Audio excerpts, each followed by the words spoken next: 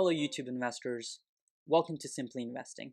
My name is Ankit and today we'll be talking about COVID-19 vaccine stocks and the two frontrunners, Pfizer and Moderna. In this video, I'll be performing a vaccine analysis, talk about the company and its financials, as well as mention my pick. So let's start with the vaccine analysis. Both vaccines rely on a technology called messenger RNA that has never been used before to develop an approved vaccine. The approach is designed to transform the body's own cells into vaccine-making factories. The vaccines instruct cells to make copies of the spike protein of the virus, stimulating the creation of protective antibodies. Now, both Pfizer and Moderna vaccine require 2 doses. For Pfizer, the 2 doses are 3 weeks apart, and for Moderna, the 2 doses are 4 weeks apart. Now, once the vaccines are approved, the effort to immunize hundreds of millions of people will need to overcome a series of hurdles. Storage and distribution for some of these vaccines is complex. Pfizer's vaccine must be stored in specialized ultra-cold freezers at approximately -75 degrees Celsius. Meanwhile, Moderna vaccine is stable at much lower temperatures, at approximately -20 degrees Celsius. As such, it can be kept in freezers over the longer term and doesn't need the special freezers that are required for the Pfizer vaccine. And when it comes to the effectiveness of the vaccines, both Moderna and Pfizer vaccines are 95% effective. And now we'll be taking a deeper look into both of these companies. So to start off with, we'll take a look at Pfizer.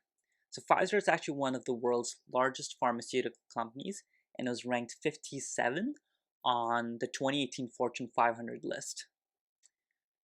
To understand how big this company is, you need to explore their website. So right now we're on the Pfizer's website, and if you just scroll through these tabs, you can see that they're really delving to each and every disease condition, a list of all their clinical trials,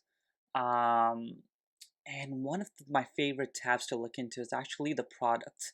So if you go into the product listings, you'll really realize how big this company is, because it's really a catalog which is divided from all the letters, and you scroll down and there are all these medications. I'm sure you'll be familiar with a few of these brands, and the biggest one that they probably own is Lipitor. So if we go down here, Lipitor right here.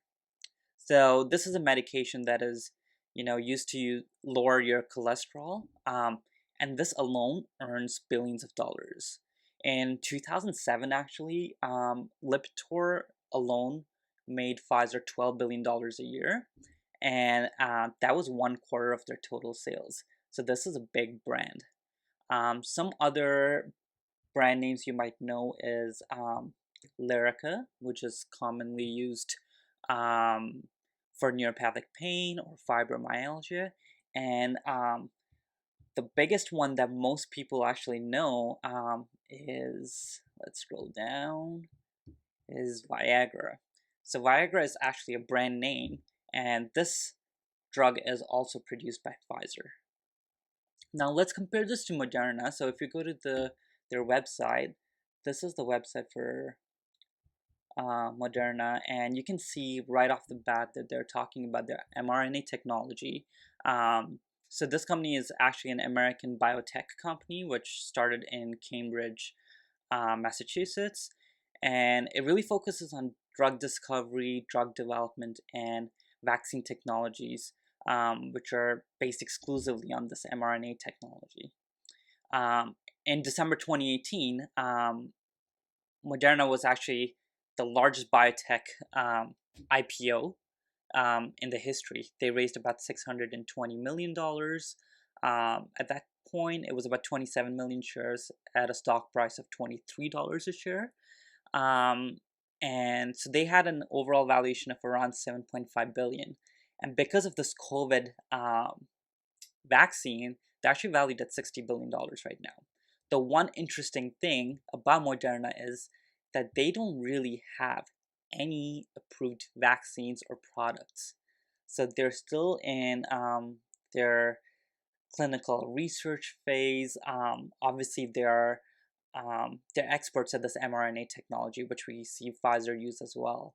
Um, so just these two facts, just to give you guys an idea of how both these companies are doing.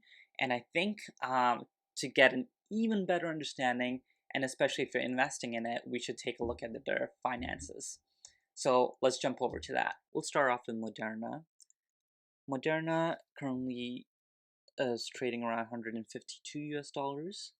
The market cap sits around 60 billion, no dividend yield. But the growth this year has been tremendous.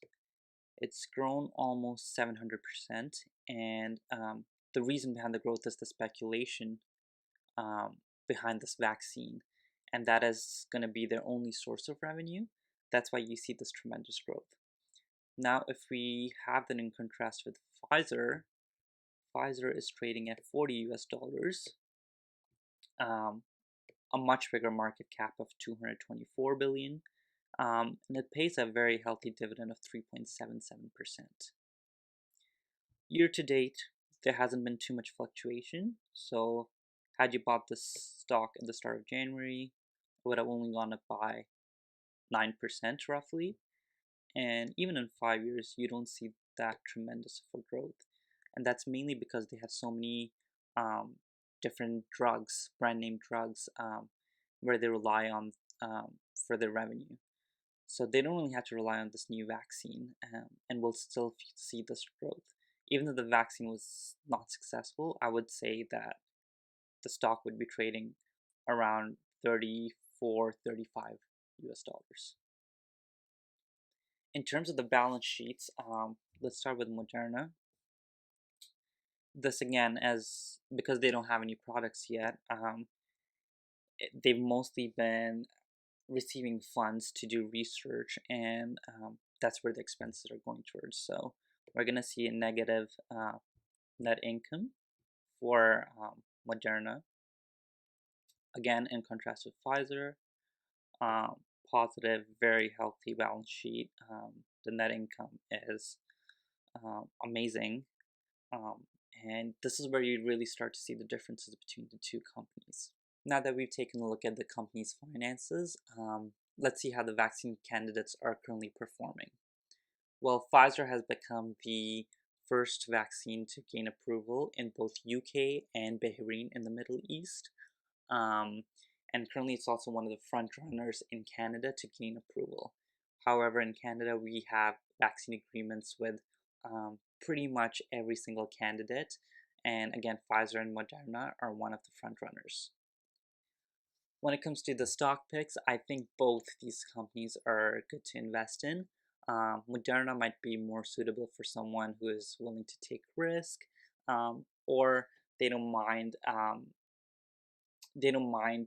throwing in 5 to 10% of their portfolio towards the stock. I, on the other hand, this is actually my first US stock, so I just want to invest in something that is more stable, and that's why I'll be going with Pfizer. It pays a healthy, strong dividend, and even if the vaccine doesn't work out or if there's some bad news, I know that the stock will recover very well just based on its history. Thank you so much for watching this video. If you found this video to be helpful, don't forget to click like and hit subscribe. Once again, thank you so much.